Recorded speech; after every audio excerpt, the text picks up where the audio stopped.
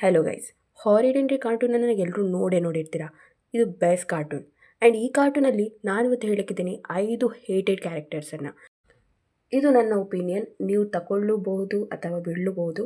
ನಾನು ಇನ್ನೊಂದು video ಮಾಡಲಿಕ್ಕಿದ್ದೀನಿ ಹಾರಿಡ್ entry ಮೇಲೆ, ಡಾರ್ಕ್ ಥಿಯರಿ. ಸೊ ಆ ಒಂದು ವೀಡಿಯೋದಲ್ಲಿ ನಾನು ಕ್ಲಿಯರಾಗಿ ಹೇಳ್ತೀನಿ. ಬಟ್ ಈ ವಿಡಿಯೋದಲ್ಲಿ ನಾನಿವತ್ತು 5 ಕ್ಯಾರೆಕ್ಟರ್ಸನ್ನು ತೋರಿಸ್ಲಿಕ್ಕಿದ್ದೀನಿ ಆ್ಯಂಡ್ ಹೇಳಲಿಕ್ಕಿದ್ದೀನಿ ಟಾಪ್ 5ಅಲ್ಲಿ ಯಾರಿದ್ದಾರೆ ಆ್ಯಂಡ್ ಟಾಪ್ 1ಅಲ್ಲಿ ಯಾರಿದ್ದಾರೆ ಅಂತ. So let's start this video. So number 5ಅಲ್ಲಿ ನಾನು ಇಡ್ತಿರೋದು ಮೂಡಿ ಮಾರ್ಗರೇಟ್. ಈ ಒಂದು ಕ್ಯಾರೆಕ್ಟರ್ ಯಾವ ರೀತಿ ಅಂದರೆ, ಹೆನ್ರಿಗೆ ತೊಂದರೆ ಕೊಡೋದೇ ಈ ಒಂದು ಹುಡುಗಿಯ ಕೆಲಸ. ಹೆನ್ರಿ ಏನೇ ಮಾಡ್ತಾ ಇರಲಿ ಆ ಒಂದು ಕೆಲಸನ ಹಾಳು ಮಾಡ್ತಾ ಇದ್ಲು ಈ ಹುಡುಗಿ. ಅದು ಶಾಲೆಯಲ್ಲಾಗಿರ್ಬೋದು, ಮನೆಯಲ್ಲಾಗಿರ್ಬೋದು. ಯಾಕಂದರೆ ಹಾರಿಡ್ ಹೆನ್ರಿನ ಪಕ್ಕದ ಮನೆಯವಳಂದರೆ ಮಾರ್ಗರೇಟೆ. ಸೊ ಹಾಗಾಗಿ ಚಿಕ್ಕ ವಯಸ್ಸಿಂದನೂ ಒಟ್ಟಿಗೆ ಇದ್ದರೂ ಕೂಡ ಅವ್ರ ಮಧ್ಯೆ ತುಂಬ ಜಾಸ್ತಿ ಅಂತರ ಇರ್ತದೆ. ಆ್ಯಂಡ್ ಮಾರ್ಗರೇಟ್ ಅಂತೂ ತುಂಬ ಜಾಸ್ತಿ ತೊಂದರೆ ಕೊಡ್ತಾ ಇರ್ತಾಳೆ ನಮ್ಮ ಹೆನ್ರಿಗೆ. ಹೆನ್ರಿ ಕೂಡ ಬಿಡಲ್ಲ, ಅವನು ಕೂಡ ಡಬಲ್ ಆಗಿ ಅವಳಿಗೆ ಪಾಠ ಕಲಿಸ್ತಾನೆ. ಸೊ ಅದೆಲ್ಲ ನಮಗೆ ನೋಡಲಿಕ್ಕೆ ತುಂಬ ಜಾಸ್ತಿ ಇಂಟ್ರೆಸ್ಟ್ ಆಗುತ್ತೆ. ಬಟ್ ನಂಬರ್ 5ಅಲ್ಲಿ ನಾನು ಇಟ್ಟಿದ್ರು ಕ್ಯಾರೆಕ್ಟರ್ ಬಂದುಬಿಟ್ಟು ಮಾರ್ಗರೇಟ್. ನಂಬರ್ 4ನ ಕ್ಯಾರೆಕ್ಟರ್ ಮಿಸ್ ಬ್ಯಾಟಲಾಕ್ಸ್. ಇವ್ರು ಯಾವ ರೀತಿ ಕ್ಯಾರೆಕ್ಟರ್ ಅಂದರೆ, ಹೆನ್ರಿ ಸ್ಕೂಲಲ್ಲಿ ಒಂದು ಹಿಟ್ಲರ್ ದೀದಿ ಅಂತ ಹೇಳ್ತಾರೆ ನೋಡಿ, ಆ ರೀತಿ. ಹೆನ್ರಿ ತೊಂದರೆ ಮಾಡಲಿಲ್ಲಾದರೂ ಅವನಿಗೇ ಒಂದು ಬ್ಲೇಮ್ ಹಾಕೋದು ಆ್ಯಂಡ್ ಎಲ್ಲ ಕರೆಕ್ಟ್ ಇದ್ದರೂ ಕೂಡ ಅವನಿಗೇ. ಒಟ್ರಾಶಿ ಹೇಳಬೇಕಾದ್ರೆ ಮಿಸ್ ಬ್ಯಾಟಲಾಕ್ಸ್ ಯಾವ ರೀತಿ ಟೀಚರ್ ಅಂದರೆ, ಪಾರ್ಶಲಿಟಿ ಹೈ ಲೆವೆಲಲ್ಲಿ ಮಾಡ್ತಾರೆ, ಬಟ್ ಅವನ ಮುಂದೆ ತೋರಿಸ್ಕೋತಾರೆ ನಾನೇನು ಪಾರ್ಶಲಿಟಿ ಮಾಡಲ್ಲ, ನಿಂದೇ ತಪ್ಪು ಹೆನ್ರಿ. ಸೊ ಆ ರೀತಿ ಕ್ಯಾರೆಕ್ಟರನ್ನು ನಾವು ನೋಡ್ತೀವಿ ಮಿಸ್ ಬ್ಯಾಟಲಾಕ್ಸ್ ರೂಪದಲ್ಲಿ. ಸೊ ಸೀರಿಯಸ್ಲಿ ನನಗೆ ಈ ಕ್ಯಾರೆಕ್ಟರ್ ಅಷ್ಟು ಇಷ್ಟ ಇಲ್ಲ, ಬಟ್ ಇವರಿದ್ರೆ ಒಂದು ಕಲೆ ಅಂತಲೇ ಹೇಳ್ಬೋದು ಎಪಿಸೋಡಲ್ಲಿ.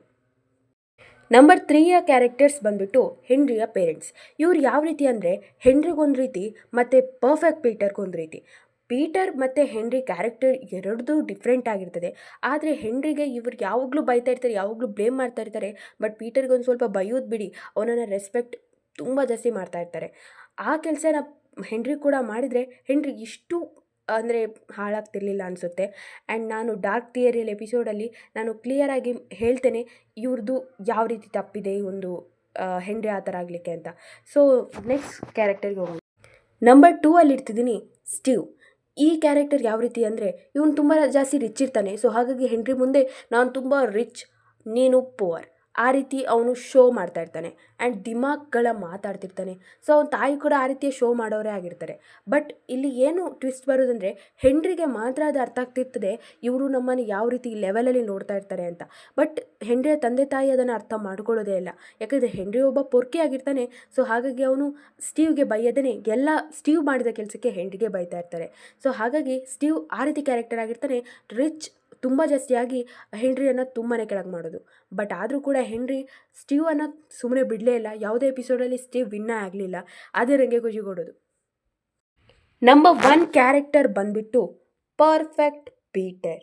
ಈ ಕ್ಯಾರೆಕ್ಟರನ್ನೇ ಹೇಗೆ ಮರೀಲಿ, ಯಾಕೆಂದರೆ ಈ ಕ್ಯಾರೆಕ್ಟರಿಂದ ಹೆನ್ರಿಗೆ ಎಷ್ಟು ತೊಂದರೆ ಆಗಿದೆ. ಆ್ಯಂಡ್ ಮೇನ್ಲಿ ಈ ಕ್ಯಾರೆಕ್ಟರ್ ಯಾವ ರೀತಿ ಅಂದರೆ, ತಂದೆ ತಾಯಿ ಮುಂದೆ ಅವ್ನು ತುಂಬ ಪಾಪ ಇರ್ತಾನೆ, ಬಟ್ ಹೆನ್ರಿ ಮುಂದೆ ಅವ್ನು ರಿಯಲ್ ಫೇಸನ್ನು ತೋರಿಸ್ತಾನೆ.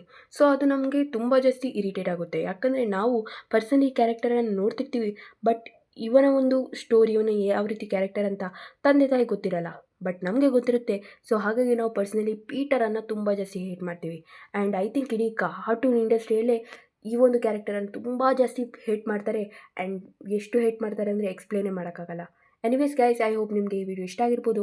ನೆಕ್ಸ್ಟ್ ವಿಡಿಯೋದಲ್ಲಿ ಭೇಟಿಯಾಗೋಣ.